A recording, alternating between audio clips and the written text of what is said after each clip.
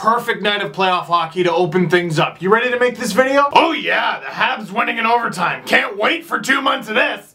Woo! Are you just gonna get hammered? Get me a toaster. Magic Angel Robot from Winnipeg. What the hell are you talking about? This team is ruining my life.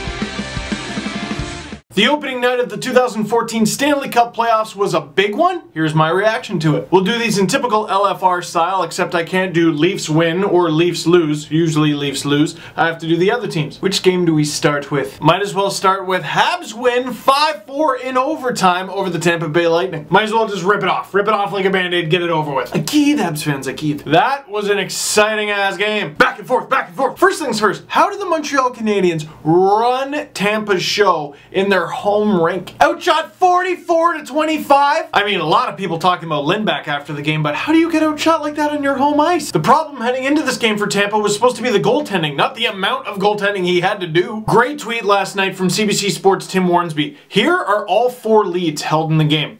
Tampa Bay had a 19-second lead when it was 1-0. Tampa Bay had a 3-minute and 15-second lead when it was 2-1. Montreal had a 2-minute and 1-second lead when it was 3-2. And Montreal had a 1-minute and 57-second lead when it was 4-3.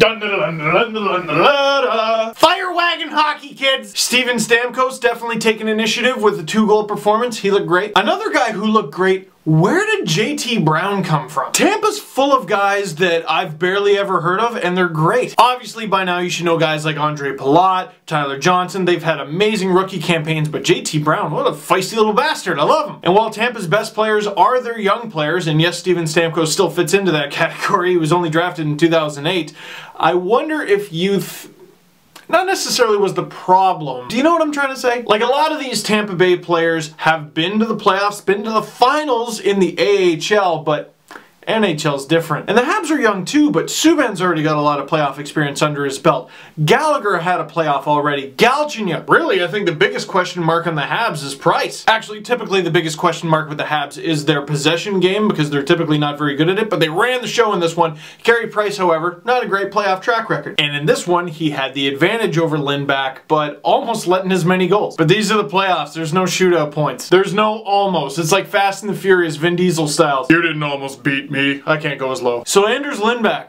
He's an NHL goalie, eh? You heard on CBC last night they were talking about, like, oh, he goes down on his knees too much and he stays on his knees and he's kind of passive, and I'm like, yeah, but he's other bad things too. One of the goals he got beat standing up. Seems like a slow, not very decisive goalie. I know this guy came out of Nashville's system, and I know Steve Yzerman has done a wonderful job with the Tampa Bay Lightning, but I want to know what he saw in Lindback a couple years ago that made him go, this guy could be our starter. Not even close. He kept Tampa in it with the volume of shots he stopped, but the goals he let in were brutal. Except for the overtime winning goal where Tampa had terrible coverage, 3 guys behind the net. Dale Weise, first career playoff goal. And I know it's Dale Weise, but he's an NHL player, you gotta cover him. Instead, he's just sneaking in. Be very, very quiet. And the best part about this game before moving on, Marc Bergevin. Forget the goal. Marc Bergevin's reaction to that goal was the greatest moment of the opening night of the playoffs. Just such childlike joy. Like a kid who wakes up in the morning and checks the kitchen table and who took a bite out of those cookies? Santa came! A lot of those GM camera shots are just...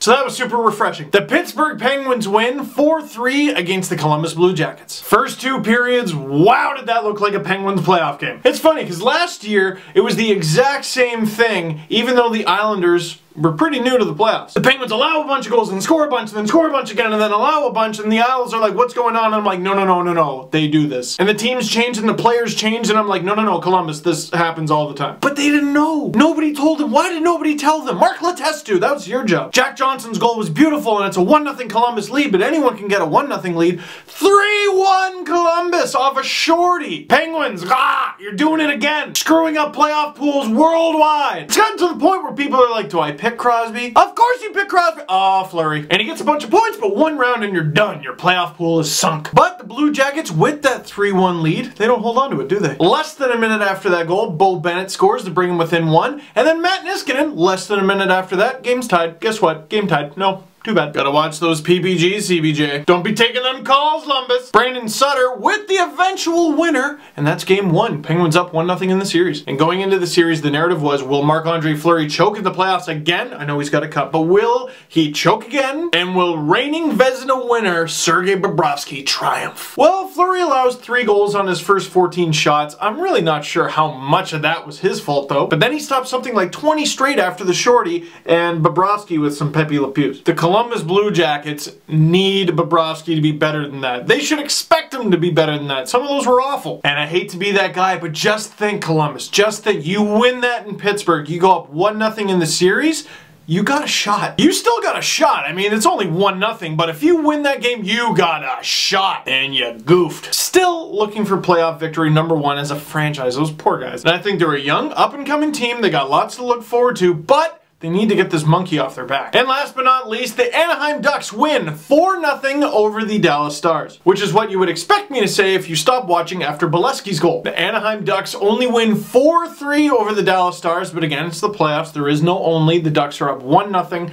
but wow. The Ducks come out and are just running the Stars. Overwhelming them, too much power, taking up too much of the ice, too fast, too strong, too much of a unit. And the Stars, young and exciting, they got all sorts of great little parts, but they didn't play like the Ducks did. The Ducks had some great plays off skill. Oh, saucer pass, and then Getzlaf with that batten in goal. I mean, they make their own luck. And 4-0, this one's over. Until Jamie Benn gets one on the board, his first career playoff goal, but it's still 4-1. Less than 2 minutes later, and key, right before the end of the period, Colton Sevier cuts the lead in half, 4-2. That one Jamie Benn goal, that's fine, but Colton Sevier making it a 2-goal lead heading into intermission. You know, in that room they were like, we can do this. It's going to be hard. They're a very good team with a very good goaltender in net and Frederik Andersen, but this is doable. Tyler Seguin, big tip-in goal. Huge celebration. Points to Trevor Daley. Nice pass. Wasn't really a pass, but nice pass. Got to take it on a leadership role. I mean, he's on their top line, but he's still pretty young. But he's already been to the promised land with the Bruins. He's already been to the Stanley Cup final twice. And last year, his playoff performance was criticized. This year, he could be a very key player for Dallas. But unfortunately for the Stars, they just run out of time. I'm not sure how accurate of a game this was. I think Dallas was a little scared coming out of the gate, and I think the Ducks just tucked it in a little too early in the game. We should get a better idea of what to expect from these guys in game 2. Big story at the end of the game, though, Ryan Getzlaf in the Foch, captain of the Ducks, so right in the beak. What a note to end on. Looks like Getzlaf will be okay, though. Well, I mean, there's okay, which is like, actually, you're fine, and then there's hockey player okay, which is like, okay, his face is mangled, but get out there. 4 series kick off tonight. We got Philadelphia, New York, St. Louis, Chicago, Colorado, Minnesota, and what's the last one I gotta read? LA, San Jose. That's a lot to remember. So click like if you like this video, click subscribe. If you really liked it, tell your friends, and I will see you tomorrow.